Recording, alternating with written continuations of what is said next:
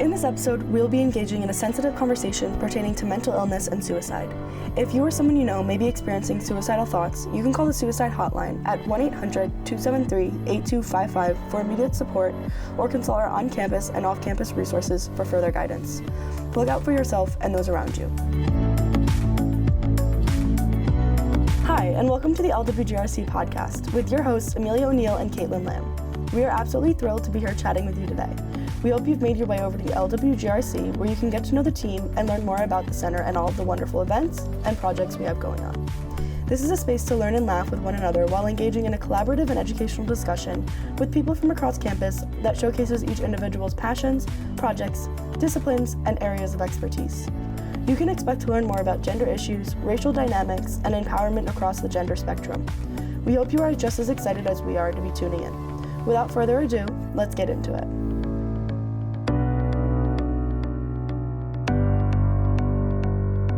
With respect to Suicide Prevention Month, Caitlin and I wanted to open this season with a discussion highlighting the importance of caring for each other and for yourself, and educating and allowing for constant communication and conversation. Before we start a conversation, share some statistics and provide resources specifically for mental health and suicide prevention.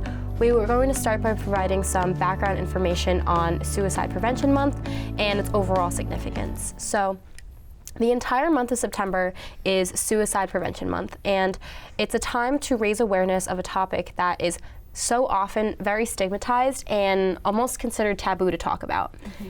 So this month is used as a means to shift public perception, inspire a sense of hope, and share some information to people who are affected by suicide. And most importantly, just communicate the message that despite any feeling of loneliness by anything, you are not alone, and people are here to help you.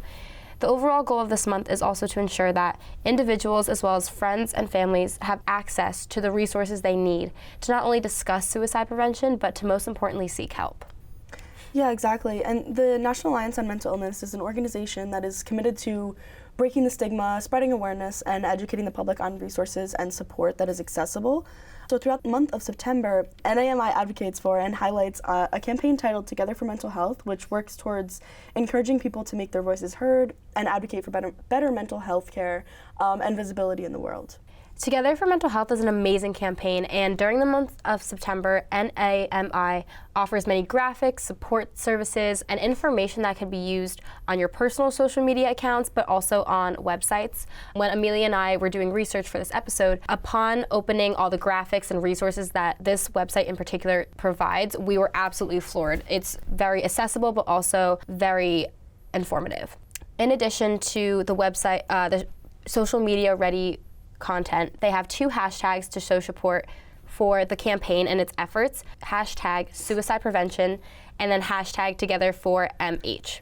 These resources are available all year round, though September is a time that's specifically dedicated to come together with passion for this topic and mental health advocacy as a whole. So the benefit of having real, honest conversations about mental health conditions and suicide specifically has the potential to save a life, and it's just all the more important. And these conversations are a necessary first step for destigmatizing mental health and also the topic of suicide. Exactly, and in a world where there is an immense pressure to fulfill certain expectations, a society full of harsh stereotypes and criticism, and one that can oftentimes feel isolating, it is incredibly important to take part in advocating and promoting suicide prevention and awareness. And NAMI provides many enlightening statistics, as Caitlin just mentioned, that truly put into perspective how impactful and how relevant the mental health struggle is to each and every one of us.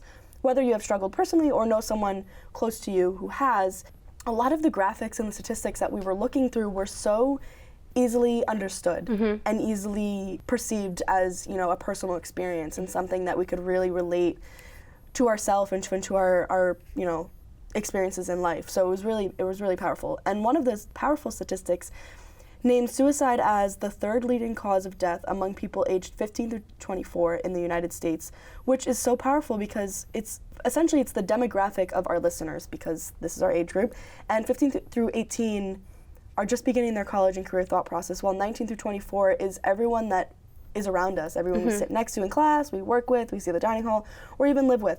So it's of the utmost importance that we recognize it as a relevant concern among our campus community.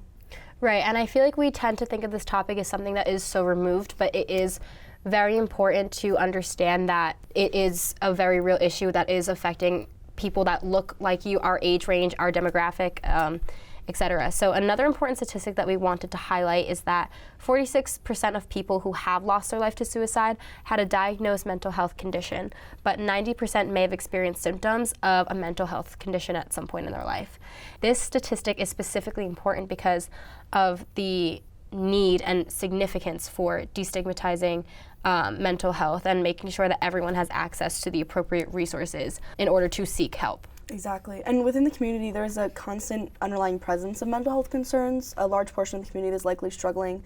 And the community, I mean, in general, not necessarily specific to our immediate community, but just as, a society in general, it's likely that a lot of people are struggling with some form of mental health challenge, in need of support, etc. And a few community statistics that were adapted from the NAMI statistics were breaking down several demographic groups and the record of percentages of each of those groups who have had serious thoughts of suicide. And that's more specifically within the US.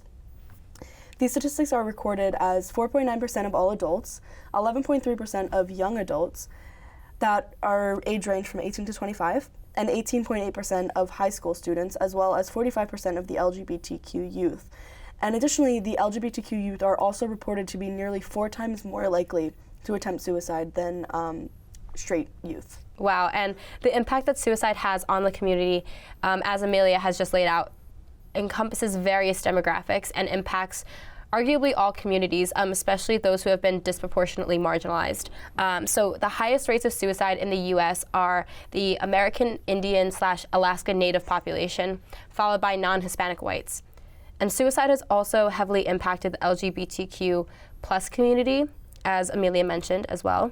And more specifically, transgender adults are nearly 9 times more likely to attempt suicide than the population. And also suicide is the leading cause of death for people who are held in local jails, which points to a whole other issue that America particularly is struggling with in terms of high rates of mass incarceration. And also to just drive the point that Amelia had already made, lesbian, gay, and bisexual youth are 4 times more likely to attempt suicide than straight youth. Right, and just going off of those points, it's true that suicide and mental health challenges in general have a grave impact on our community, our society, and the world as a whole, because it is so unique in that everyone experiences it in one way or another. So it's an individual, personal experience, but it's also a universal one. Yeah. Mental health and mental health challenges and the struggles that come with it is a universal experience that everyone has either been personally affected by or knows somebody who has. Definitely, and I think the most obvious example of a sort of community-wide struggle with mental health was during the pandemic, and a lot of people experienced high anxiety during that time. It was very upsetting. No one really knew what was going on, especially in the first wave of the pandemic, I would say. Right. And then also too, just that isolation led to high rates of depression and et cetera. So that to me is just a immediate example of sort of like a bonding experience that we all kind of had together. Right. Now I wanted to provide some resources that Amelia and I looked into for crisis support. So if you or someone you know is experiencing a mental health crisis, call or text 988 immediately. If you are uncomfortable talking on the phone, you can chat the Suicide and Crisis Lifeline at 988lifeline.org. You can also text NAMI to 741-741 to be connected to a free trained crisis counselor on the crisis text line. And a few other important steps that you can take to participate in Suicide Prevention Month is, most importantly, to educate yourself and others on the warning signs and risk factors of suicide.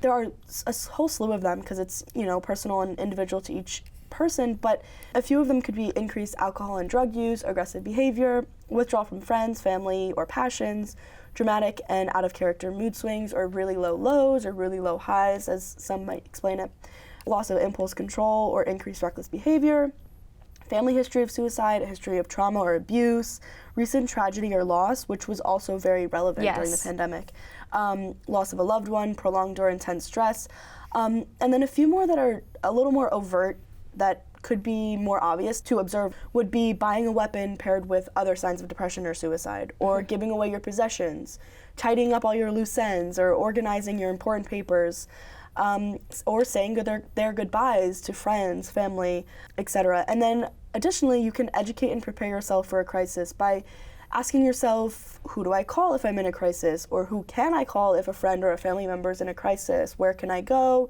Where's the nearest hospital? Or, if we're talking specifically on campus, where on campus can I access the resources that I need, or the people who can get me to the resources? What is the number for the suicide hotline or the police? And there's so much more that you can do, but the most important point to drive home is just to educate yourself and be open to supporting others in their educating as well. Definitely, and specifically on campus, the LWGRC is a safe space for students, faculty, and staff to come, share their concerns, receive the support that's necessary. The Student Commons, room 3C, everyone is welcome, supported, respected always, and also as interns at the center, as well as the GJAs and overall the staff at the center. Our team is educated and trained on how to support someone in a crisis and knows what resources on campus are available to our community. Right, and of course the LWGRC is also, it's always rather a place you can come to seek support, and it can also be a bridge to accessing the support you really need, as Caitlin mentioned. As we're all trained and we, are very aware of the accessible resources on campus, so we can help make that connection for you. We have tons of resources available to you in the center as well, and also located on our link tree, which you can find in the Instagram bio. I think that's about all we have for today, so thank you for listening, and I hope you'll tune in again for next week's episode. DM the LWGRC Instagram at MC_LWGRC with questions or suggestions of topics you would like to hear on the podcast, and email LaSalle Women and Gender at manhattan.edu if you are interested in joining our mailing list so that you can stay in the loop with all of our wonderful events. Well, that wraps things up for this week's episode of the LWGRC podcast. We hope you join us again next week to hear more. Thank you for tuning in and have a great week.